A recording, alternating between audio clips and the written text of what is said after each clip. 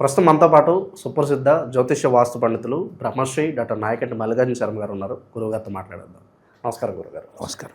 2026 జనవరి మాసం వృశ్చిక రాశి వారి పరిస్థితి ఏంటి, ఎలాంటి జాగ్రత్తలు తీసుకోవాలి? ఓం శ్రీ గురుభ్యో నమ. ఓం శ్రీ మాత్రే నమ.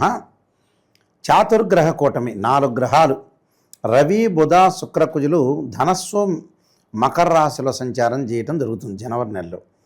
మిథునంలో గురువు వక్రగతిలో ఉండటం, శని మీనరాశిలో సంచారం చేయటం, రాహు కుంభరాశిలోను, కేతు సింహరాశిలో సంచారం. ఇది ఓవరాల్గా జనవరిలో ఉన్న గ్రహస్థితి. ఈ గ్రహస్థితిలో చాతుర్గ్రహ కూటమి సహజంగా ప్రతి సంవత్సరం కూడా చాతుర్గ్రహ కూటమి, పంచగ్రహ కూటమి, షష్టగ్రహ కూటాలు వచ్చినాయి. అంటే గతంలో కూడా ఉండేది, కొంచెం ఈ మధ్యలో ఎక్కువగా కూటములు జరిగినాయి కంజంక్షన్. అయితే కంజంక్షన్ వల్ల కొంతమందికి మంచి చెడుల యొక్క మిశ్రమైన ఫలితాలు వచ్చే అవకాశాలు ఎక్కువ ఉంటాయి. వృశ్చిక రాశి వాళ్ళకి ఓవరాల్గా వాళ్ళకి 8వ స్థానంలో గురువు యొక్క సంచారం. 8వ స్థానంలో గురువు అంటే ద్వితీయాధిపతి పంచమాధిపతి గురువు 8వ స్థానంలో ఉండి వక్రస్థితిలో ఉండటం వల్ల విద్యార్థులకు అనేక లాభాలు కలుగుతాయి. విద్యార్థులకు మంచి లాభం. వేరే వ్యాపకాలను తగ్గించుకుంటూ విద్య యందు కాన్సన్ట్రేషన్ చేసే అవకాశాలు ఎక్కువ ఉంటాయి. సో విద్య యందు కాన్సన్ట్రేషన్ చేశారంటే బట్ మంచిదే.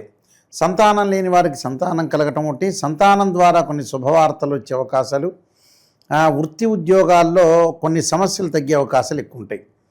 అంటే ట్రాన్స్ఫర్ విషయంలో కానీ, సస్పెండ్ విషయంలో కానీ, అంటే ఉద్యోగస్తులకి నిరుద్యోగస్తులకి, అంటే గవర్నమెంట్ ఆర్ ప్రైవేట్ సెక్టార్లో పనిచేస్తున్న వ్యక్తులకి కొద్దిగా వెసులుబాటు జరిగే అవకాశాలు ఎక్కువ ఉంటాయి. కాబట్టి టోటల్గా ఉద్యోగస్తులకి ఓకే. మరి వ్యాపారస్తులకి ఎలా ఉంది? వ్యాపారస్తులకు కూడా చాలా అనుకూలంగా ఉంటుంది. ఎక్కడైతే దుష్టులు ఉంటారో వాళ్ళకి దూరంగా ఉండటం ఒకటి, వ్యాపారాలు వాళ్ళకు వదిలేసి రావటం ఒకటి, నూతన వ్యాపారాలు పెట్టుబడులు పెట్టుకునే అవకాశాలు ఎక్కువగా ఉంటాయి. అంటే పార్ట్నర్షిప్ సంబంధించిన గొడవలు రాకుండా వేరు సపరేట్ జోన్ అయ్యే అవకాశాలు ఎక్కువగా ఉంటాయి. బట్ ఇది కూడా మంచి ప్రభావం అని చెప్పుకోవచ్చు, బాగుందని చెప్పుకోవచ్చు. ఈ రాశి వాళ్ళకి వచ్చేటప్పటికల్లా రాశ్యాధిపతి కుజుడు ద్వితీయంలో తృతీయంలో ఉంటాడు. అంటే ఆఫ్టర్ ఫెస్టివల్ కుజుడు బాగానే ఉంటాడు. అంటే రియల్ ఎస్టేట్ కానీ, కన్స్ట్రక్షన్ కానీ, కెమికల్ ల్యాబొరేటరీస్ కానీ, కెమికల్ కంపెనీస్ కానీ, అన్నదమ్ముల మధ్యలో అక్కచెల్లలో సఖ్యత కానీ, ఆస్తులు కానీ, పాస్తులు కానీ, ఇవన్నీ కూడా షేర్ చేసుకునే అవకాశాలు ఎక్కువ ఉంటాయి. కోర్టు సమస్యలు, రక్షణ శాఖ, నేవీ, ఈ 3 విషయాల్లో మీరు గమనించాలి. ఏం గమనించాలి? జాగ్రత్తగా ఉండాలనేది ఎప్పుడు జనవరి 14 తారీఖు. ఆ తర్వాత వాళ్ళ కుజుడి యొక్క ప్రభావం వల్ల కెమికల్ కంపెనీ వాళ్ళకి కానీ, డయాగ్నోసిస్ వాళ్ళకి కానీ, డాక్టర్స్ కానీ వీళ్ళందరికీ అనుకూలంగా ఉంటుంది. అలానే రవి యొక్క ప్రభావం వల్ల కూడా ఉద్యోగ భద్రత అనేది ఎక్కువ అవుతుంది. ఉద్యోగంలో బాధ్యత పెరిగే అవకాశాలు వీళ్ళకి ఎక్కువగా ఉంటాయి.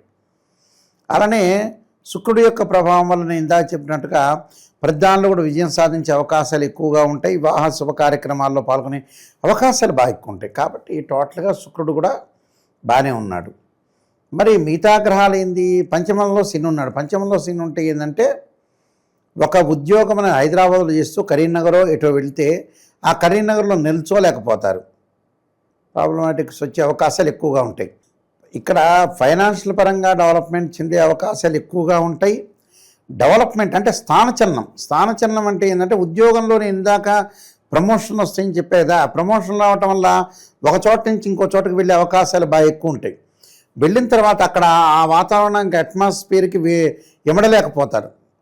ఇమడలేక మళ్ళీ ఆ ఊరికి వచ్చి ఉంటే బాగుండని వాళ్ళు ఎలా అయితే ఆలోచన చేస్తుంటారు. ఎలాంటి ఆలోచనలు అంటే సైకలాజికల్గా మెంటల్లీ ఆలోచన చేసే అవకాశాలు ఎక్కువ ఉంటాయి. అలాంటి ఆలోచన చేయొద్దండి. ఎక్కడైతే మనకు బాగుంటుందో, ఒక ఊరని కాదు ఎక్కడో బతుకుతాం, ఎక్కడో ఉంటాం, ఎక్కడో చనిపోతాం, మళ్ళీ ఎక్కడో అమెరికాలోనో ఎక్కడో. ఈ సంవత్సరం ఈ ఊర్లో పుట్టామంటే నెక్స్ట్ జన్మలో ఇంకో అమెరికాలో పుట్టచ్చు, పోలాండో రకరకాల ల్యాండ్లలో పుట్టకపోవచ్చు, లేదా చీమగా పుట్టచ్చు, ఆవుగా పుట్టచ్చు, ఎక్కడైనా పుట్టచ్చు. కాబట్టి మనస్తత్వాన్ని మార్చుకోండి అని చెప్తున్నాను నేను. అంటే వీళ్ళ స్థానచలనం జరిగేది ఉంది, వాళ్ళకి డబ్బులు వచ్చే ఆదాయం ఆర్థిక పరంగా బాగుంది కాబట్టి అక్కడే స్థిరపడండి. గురువు వల్ల లాభం వల్ల ప్రమోషన్లు వచ్చే అవకాశాలు, వివాహ శుభ కార్యక్రమాల్లో ప్రేమించిన యువకులు ఉంటారు చూసారా, వాళ్ళు పెద్దలను ఒప్పించి వివాహం చేసుకునే అవకాశాలు ఎక్కువ ఉంటాయి. అంటే దానిలో కూడా ఆచితూచి అడుగు వేసి ముందుకు వెళ్ళే అవకాశాలు ఎక్కువ ఉంటాయి. అంటే టోటల్గా ఈ వృశ్చిక రాశి వాళ్ళకి గురుబలం అనేది బాగా ఎక్కువ ఉంది. ఈ గురుబలం వల్లనే వాళ్ళు ముందుకు వెళ్ళే అవకాశాలు ఎక్కువగా ఉంటాయి. కాబట్టి వాళ్ళు ఎలాంటి ఆందోళన చెందాల్సిన పని, కొన్ని పరిహారాలు చేసుకుని ముందుకు వెళ్ళాలి. గురుగారు ఇక విశేషంగా ఈ మాసం ఎలాంటి పరిహారాలు చేసుకుంటే బాగుంటుంది ఈ రాశి వాళ్ళు? ఈ రాశి వాళ్ళు ప్రధానంగా పరిహారాలు చేసుకోవాల్సింది ఏమిటి అని అంటే సూర్య భగవాన్ను ఆరాధన చేయాలి. ఎలాగా?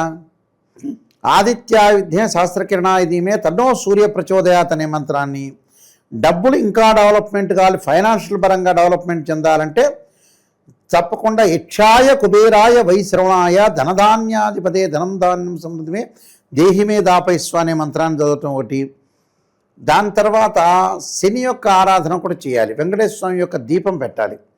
బియ్యపిండి తీసుకొని ఆవు నెయ్యి వేసి 2 ఒత్తులు వేయాలి, దీపారాధన చేయాలి. ఇవి ఇంకో క్వశ్చన్ వస్తుంది ఇక్కడ, మన వీక్షకులు ప్రేక్షకులు ఉంటారుగా.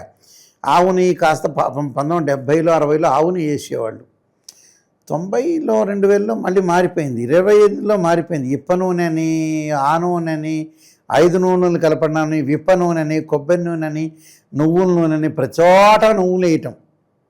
కానీ పాపం ప్రేక్షకులకు గుర్తు రాలేదో, నువ్వుల నూనె ఎక్కడ పడితే అక్కడ వాడితే శని పుట్టదా, శని రాదా అని.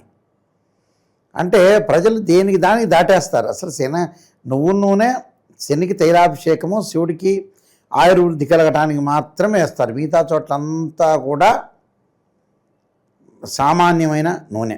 ఆవు నెయ్యి అనేది చాలా ఇంపార్టెంట్. తర్వాత కొబ్బరి నూనె, మంచి నూనె అంటారు, వేరుశనగకాయ నూనె.